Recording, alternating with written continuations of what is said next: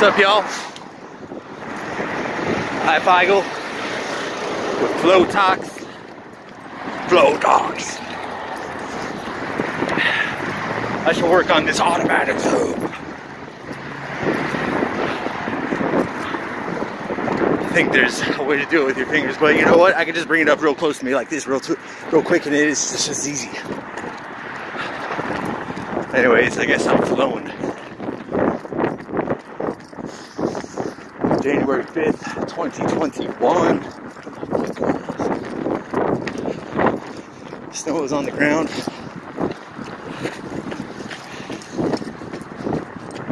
And it's probably, it's about 30 degrees, I think. Light winds.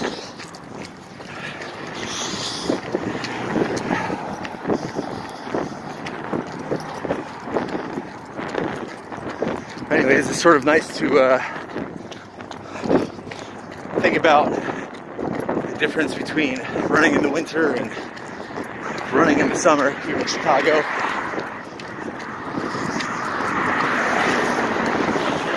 I guess running in the summer, I wear lighter clothes, I wear my spandex shorts, my tank tees, sunglasses and a hat, and you know, it's nice to get all that sun. It's nice to sweat. It's nice to be in the heat. But during the winter time, it's a different mentality that's needed. It's not a, I'm gonna go enjoy myself in the sun and relax, or anything like that. It's I'm gonna go embrace the elements, embrace what the world has given me today, given us in this region.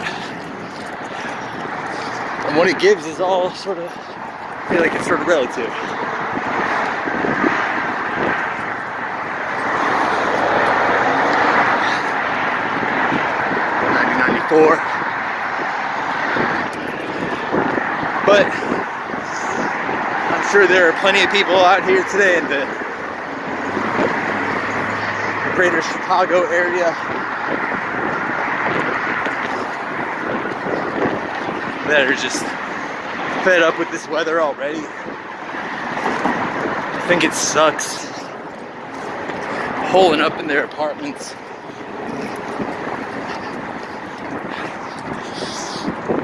Doing what they do in the winters. They hibernate. They think they have to hibernate. They think they have to hunker down. But that's truly the beauty of human species. I mean, mammals in general. Our warm-bloodedness, our ability to regulate our internal temperature,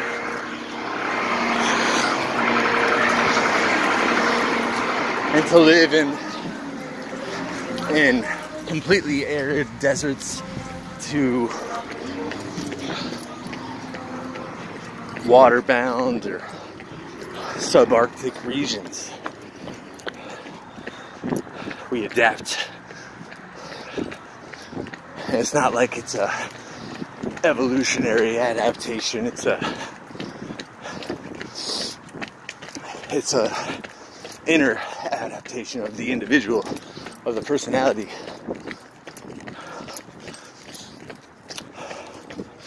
And by testing ourselves, we ourselves gain whatever it is we gain from it. For everyone it's different. But the necessity to go through the test is what we need to do. I mean, we need to go through the test, whatever that test might be. The hard times, the self-imposed hard times. We need to be able to cope and breathe and manage stress and be kind and to express ourselves and to be courageous.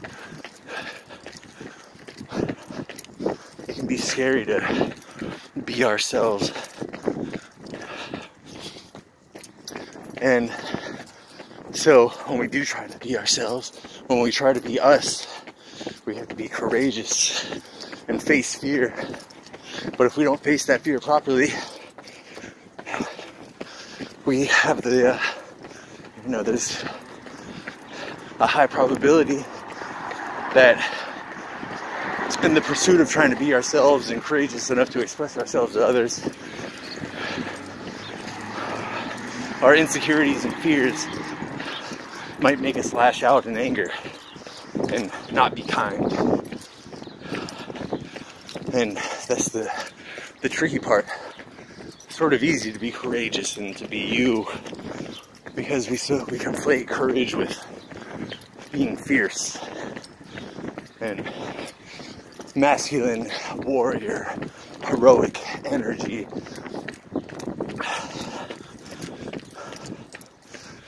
But courage is just the ability to withstand that which we are uncomfortable with, that which we fear. And those fears aren't always threatening our lives. They aren't always aggressors. So we don't always have to be courageous by being fierce. We can be courageous and be ourselves and learn that the fears we might be feeling about being ourselves aren't actual threats. They're threats for you not to grow. That's what they do. You have to see the threat as useless and as a self-defense mechanism that isn't needed.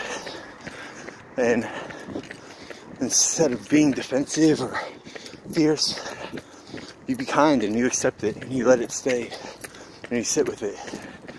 It being those fears we might have, those insecurities we might feel.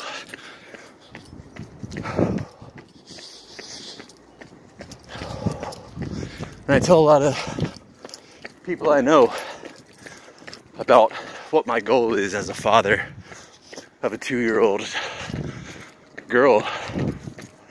And my goal isn't for her to be wealthy or for her to get married and have kids or to go to college.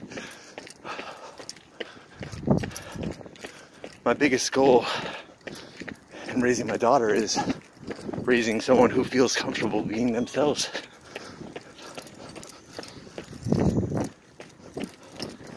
And who feels courageous enough to be themselves. Because that's the hardest thing to do. Aside from, you sort of work your way backwards. The last stage is the hardest, but the middle stage is the second hardest, and finding the courage to actually be you.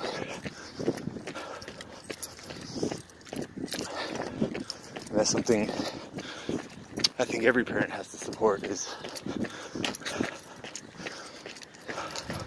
the pursuit of their children's themness, the essence of who they are.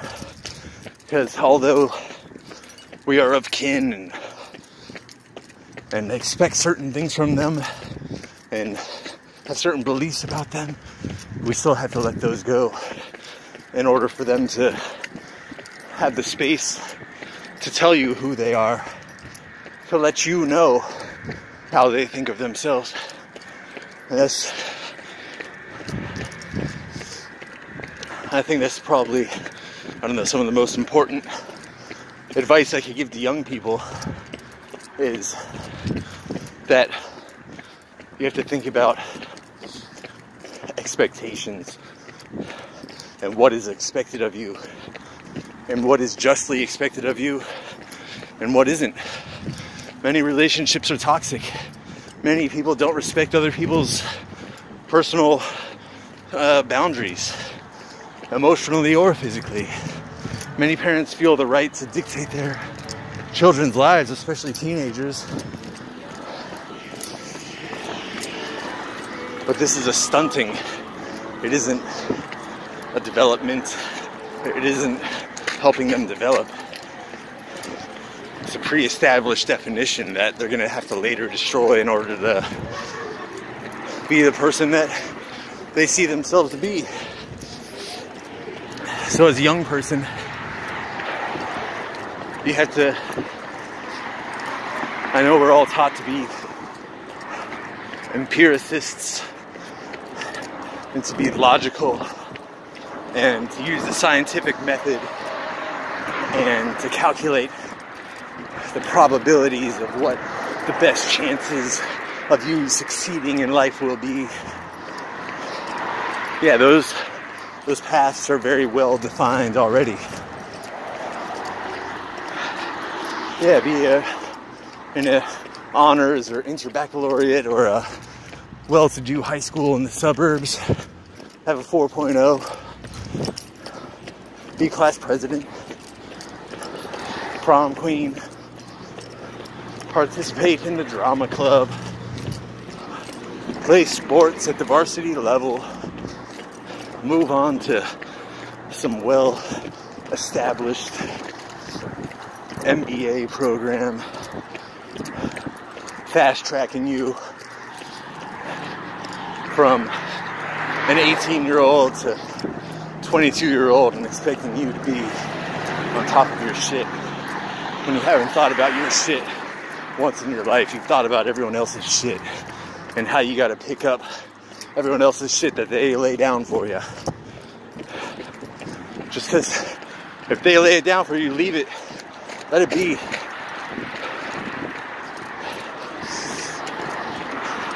The people who want to help you will give you the things you ask for, not the things they suppose you need. And they'll understand when you're going to need things that they don't expect or that isn't part of their plan. If you don't know what to do, don't force yourself to do it. If you don't see how a certain aspect of how you identify yourself as actually being productive and useful to your growth, then you need to let it be. That includes friendships. That includes family members. That includes jobs, schools, anything.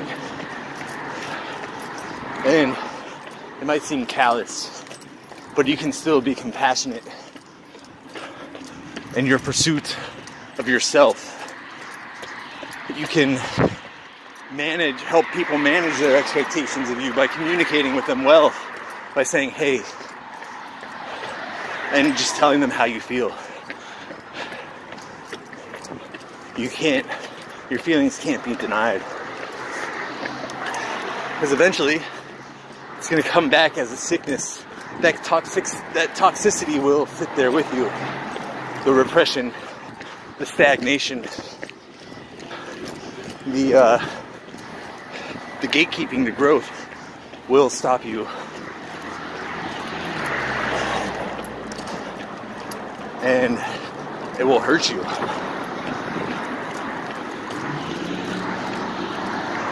And I don't know how to do that. I think everyone should be I think all of us we suffer from specialization in which we're only trained to think about very specific issues, in which our PhD and master's programs are so niche and reclusive from the interests and inclusion of the general public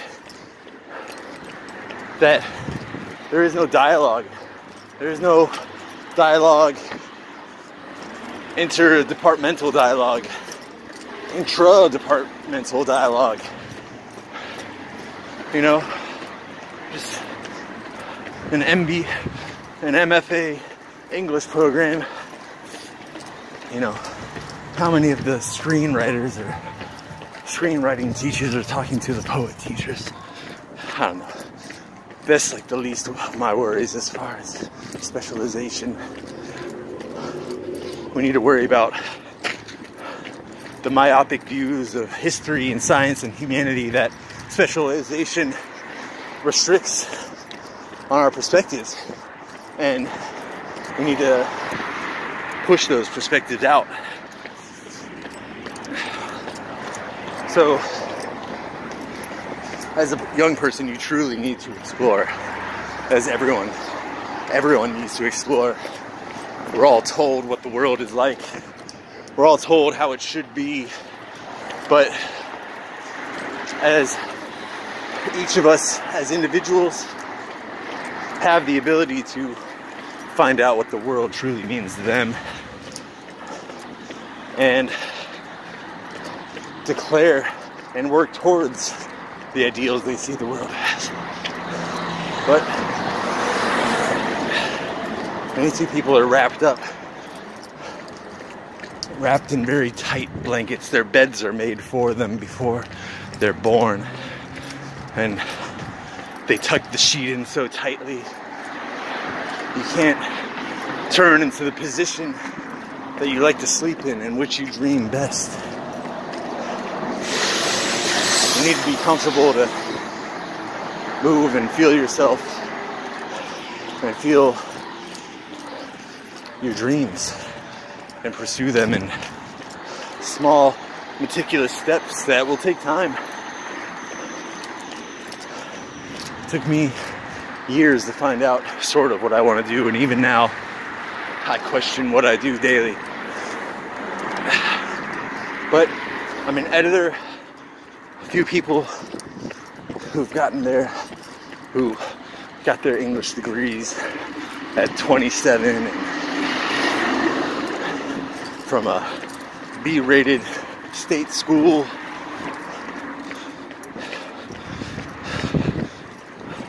would get a job in the career path that I was looking for. You know, it was very unlikely, but it happened. But it was small steps, and it was meticulous, and it was long.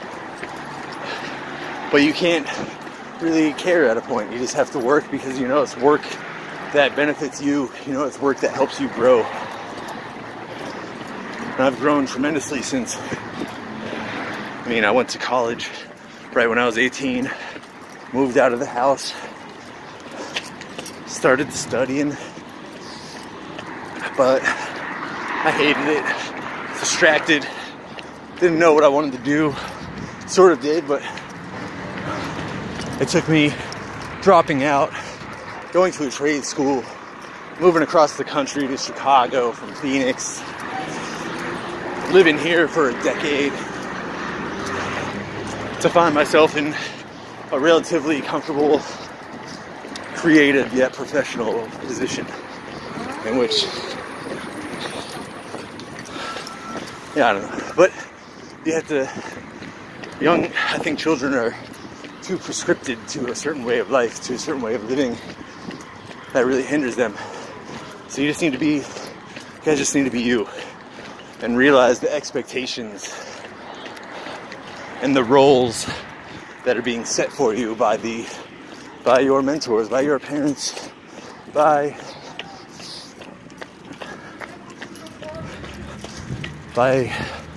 anyone who feels like they have authority over you. You are autonomous. You are an individual with a subjective point of view and subjective thoughts that you have every right to pursue. So many people are going to have expectations of you, but it's your job to find out who you want to be and then be courageous enough to disappoint people pretty much and let them know. Maybe like depending on the relationships you have and how supportive they are and how understanding and open, and I don't know, everyone's different walk of life, but I know I had a lot of expectations put on me, and I left when I was 18 and went back for a little bit, but I haven't looked back since. Been on my own for 12, 13 years now as a young adult, a young father. And that's what I am. I'm a young father who is I've just grown up. I'm 35 years old, or I will be in the year 2021. I'm 34 and a half years old right now, technically. But I'm a young father who has just grown up. And I have to manage my expectations of myself, my expectations of my family members and friends, and I also have to manage the expectations that people have of me. I can't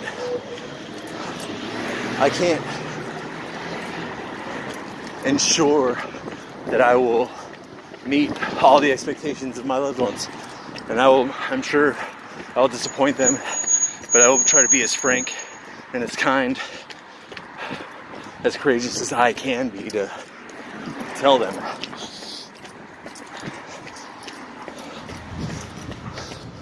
So yes, you gotta be you. You have to have the space, have the personal space to be you, to find who you are. You have to have the courage to tell the people in your life, your loved ones, how you want to be you and what you have to do in order to start heading towards that goal, despite what they might expect of you. And you have to do it kindly. You have to face the fear with humility, and that's about it. If people don't understand, then they could be a hindrance to you. They could be a hindrance to your own emotional, psychological, and spiritual growth. And we can't be who we are forever. We have to change. Unfortunately, we do change. And sometimes we don't want ourselves to change. Sometimes the ones in our lives don't want us to change. But we have to sit with ourselves and sit with the uncomfortable feelings of that change and realize what it is.